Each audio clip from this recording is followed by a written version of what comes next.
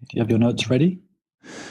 I do have my notes ready. Are you recording? I am recording. And yeah, I'm ready to go. I'm learning from you. No beeping sound this time. Likewise, I'm ready too.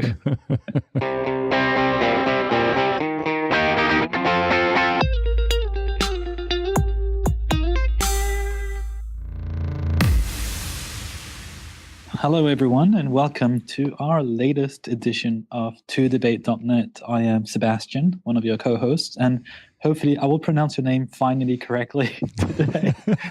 My other co-host is Dirk. Is that better? Yeah, you do much better than the Starbucks lady around the corner where I get my morning coffee right now. So that was perfect. What did she say? I was everything. I was Jack, Derek, Dick, everything but not Dirk. So you're doing well. Great. Today we have an interesting debate. I think it's always interesting, but specifically in the light of terrorist attacks, which seems to be happening over and over again, especially in Europe lately. We've suggested the following motion: that terrorist attacks should be avoided, need to be avoided at all cost. And with a flip of the coin, we have decided that I will be against that motion, that attacks should not be avoided at all cost, whereas you will be defending the motion, that is, they need to be avoided at all cost. It was a bit of a, as we were joking right before recording this episode, we're always hesitant whether we have properly prepared the correct side, because we do flip the coin, and then we always wonder whether we've actually, the week after, whether we've actually covered the right side and not the opposite side. It's bound to happen. At some point, we're going to join the debate and we are both prepared for one side and it's the same side. What happens in that case? In that case, maybe we should record it nonetheless. So you just both on the same side? We basically agree on one side and put on it. No, I don't know. I don't know what happens then. Maybe we just joke around for a while and then embarrassingly we redo our preparation. Or maybe we'll publish the debate as an Easter egg. Right? It's like non-official. Like people had to find it. The non-debate episode. Yeah. We also tend to have more and more discussions after our debates, and I started putting those in our mailing list. So if listeners sign up to the mail to receive a notification whenever we publish a new episode, every now and then there is a nugget in there that may be worth listening to. Remind listeners where they can sign up, how they can sign up to the mailing list. Just go to todebate.eu or todebate.net, both work. Scroll all the way down, there is a form. Just type, we don't want to know anything else but your email address. So it's not a data collection form. We're not selling anything. It's just drop in the email address you like to receive the emails on, and we send you a notification every 2 weeks. Cool. All right, let's get started with today's debate. Again, the flip of the coin has also decided that I will start this debate. So I will have my first 2 minutes. And I'll get started right away. Okay, let's do this. Sebastian goes first and argues against the motion. Waterboarding, Guantanamo. Does that ring a bell? This is trying to avoid attacks at all costs, to the point of holding people indefinitely in some Cuban base, to the point of torturing when it is also demonstrated that torture doesn't provide any positive results in terms of gathering more information. Where is the limit in that case? My point is that by saying you want to avoid attacks at all costs, there is no limits anymore. We can also add, to make a reference to one of our previous debates, that it would be also to the point of having unlimited surveillance, which removes freedoms, eats them away one by one. So I'd refer our listeners to our previous debate on that one. And finally, one more argument here. We have seen in the US these multiple Muslim bans, which are not called that way, which are immigration bans, and each one of them have been considered illegal by different judges, which shows, again, one more example of trying to avoid terrorism with a flawed notion and ends up with discrimination. In this case, clearly has nothing to do with terror. It's just discrimination based on religion. And finally, I already said finally, but this is my real final argument for these 2 minutes. I also believe that terrorist attacks in general across humanity are inevitable. We will never be able to always think of all the kind of risks that may happen, or the kind of attacks that can be envisioned by terrorists. So they will anyway happen. And as I will explain a bit more in my second part of this debate, I also emphasize the fact that it's a calculated risk. We cannot put all the costs, all the money that we have, all the budget in just one basket in terms of trying to avoid attacks. And instead, be okay with the fact that it is inevitable, that they will happen over and over again. So I am indeed against fighting terrorist attacks at all costs. Some costs, but not all costs.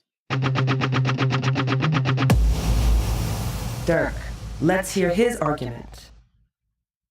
Yeah, you ask where to draw the line. So I can ask you the same thing.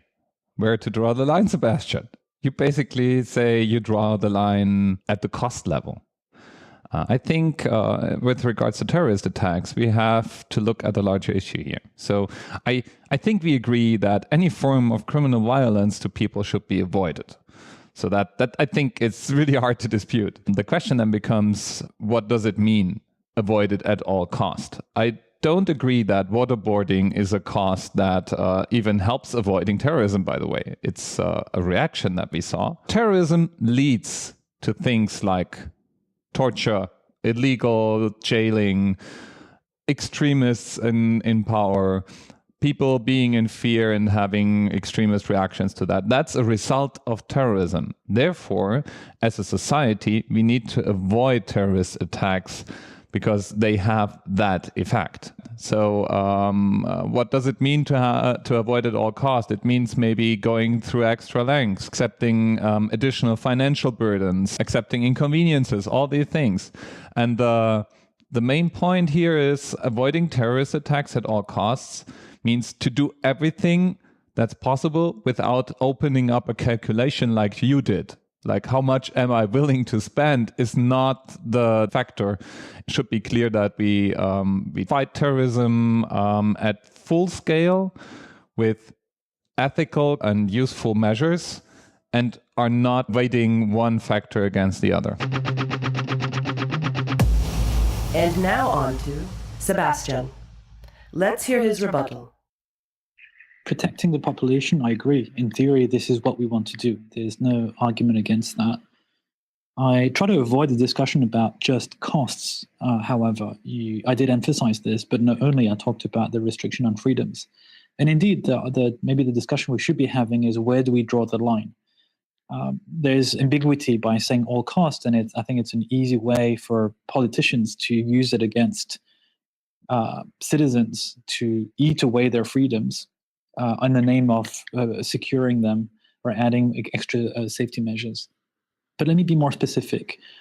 The thing is, when we say at all costs, I think the general consensus or the general way of receiving it in one's ear is that it implies security only and the associated cost of it. And I'd rather suggest something else, which I think goes slightly towards what you're saying, but I don't think you say it explicitly. I would rather invest in many, many other things which would help create an environment which would not be conducive to terrorism. And that means investing in the youth, investing in local infrastructure. Obviously, I'm not talking about investing in Western Europe, but helping poor countries where there is extreme unemployment, where there's a lack of education, which, by the way, is not always correlated with terrorism. Funnily enough, if you look at the 9/11 attacks in the US 16 years ago, most of the hijackers actually had master's degrees or bachelor's degrees. But my point is that by investing in many, many different areas, we have a way of maybe avoiding attacks and not implying the security aspect only, which I think is the trend that this debate is in general taking in the current media, not just between us. So this is where I'd like to shift the discussion. I want to emphasize the second point that I had been making in my introduction, and that is calculated risks. we cannot go full on everything. And I can give examples. Maybe they'll sound a little bit silly, but air travel, for instance, it is dangerous. There are planes crashing. Should we ban air travel because it's dangerous? No. We calculate the risk that overall it's worth it for people to be able to travel more quickly than maybe, let's say, by boat, which is probably the most or the safest way of traveling from one continent to another. So I think in general we want to be able to provide this calculated risk in our discussion. And incremental cost or incremental full-on costs will not yield additional results. So this extra pat down at the US airport will probably not change anything. This Muslim profiling may not change anything. And finally, let's already put the basics in place. When you have a truck going into the Christmas market in Berlin or in Nice on the 14th of July of last year, right? Let's make sure that this doesn't happen already in the first place, that when you have people in the street, mass public gatherings, you don't have a truck which can actually have access, not even just for terrorism, just an accident, just someone being drunk. So I don't even think that our current simple measures are in place. We don't need to go full on. There's already basics that need to be respected. Next up, Dirk. Let's hear it. We are not very controversial today. We kind of agree on many aspects. We just don't agree on the kind of costs and to what extent. So let me take a few things that you said. You mentioned our current political climate and the Muslim ban several times. So we have an uprising of, let's say, conservative politicians and publicists, like Trump, for instance. Can you imagine Trump being voted into office without, let's say, quote unquote, the help of the fear of terrorism? He wouldn't have been as popular. And he wouldn't have been voted into office. And even though we despise many of the policies he brings forward, he's actually applauded by others in the States. And the same is true for conservative politicians in France, in Germany, in the Netherlands. So we see that all over the place. And the fuel they run on is fear of terrorism. So that's the core aspect of it. The real danger of terrorism is that it threatens a unspoken hidden contract that we have with our governments. The hidden contract is, if I'm not doing anything wrong, then I'm not exposed to violence. I may be exposed to risk. Maybe the plane I'm sitting in crashes, but that there's no ill intent.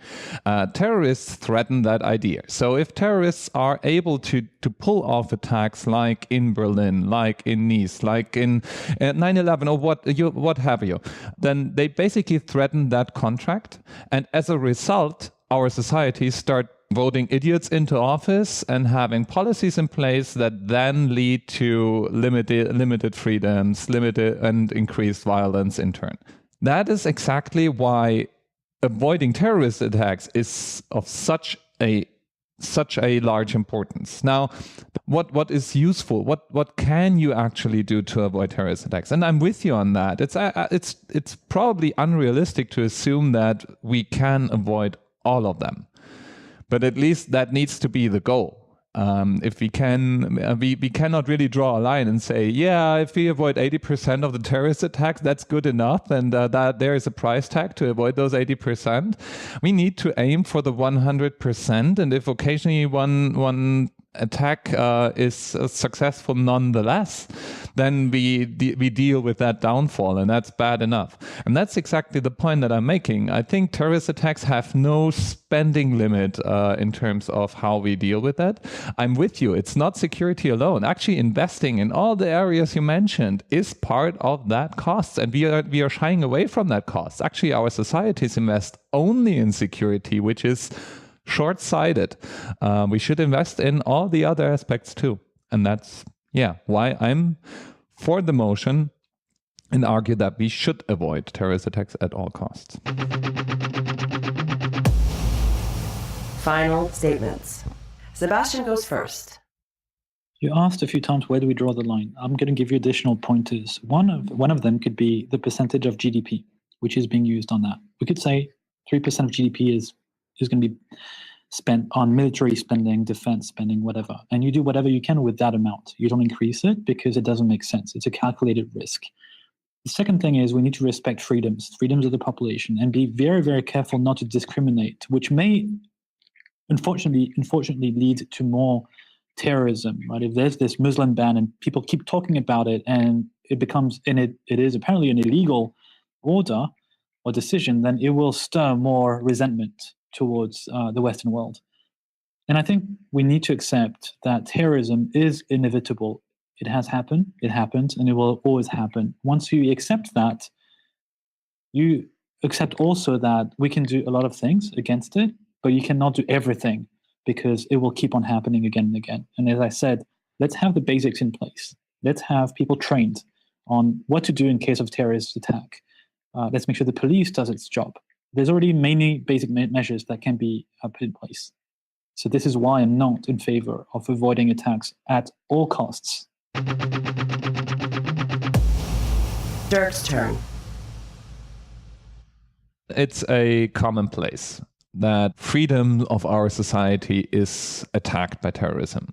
I don't think that's really grasping it, but there is some truth to it. And the truth is that societies tend to throw away their freedoms the second they feel threatened.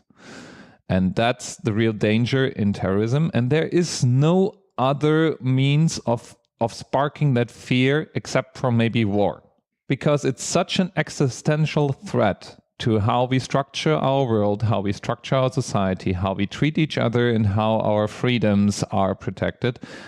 Therefore, it warrants to do whatever we can to avoid terrorism, within the framework of our values, within the framework of our ethics, but we need to do whatever we can. And therefore, I hope our listeners follow me to be for the motion. That is, terrorist attacks need to be avoided at all costs.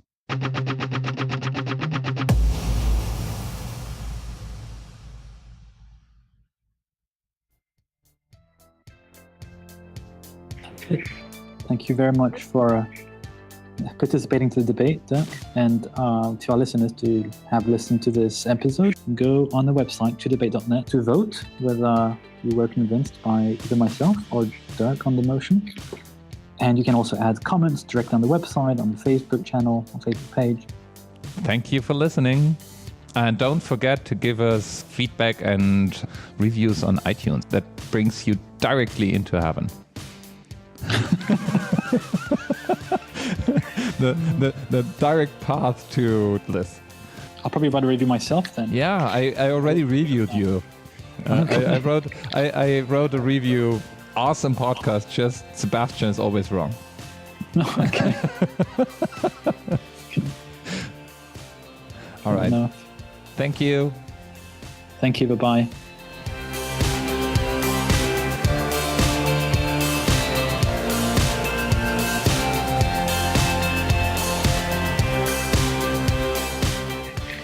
And now you have the super voice saying, Sebastian, it's your turn. Now it's Sebastian's turn. Let's do this. Okay, let's do this. Yeah. Come on, I love her. I so like listening to that. That's my favorite part of editing our debates. I'm just imagining. Let's do this. Let's do this. Sebastian goes first and argues against the motion. Sebastian goes first and argues against the motion.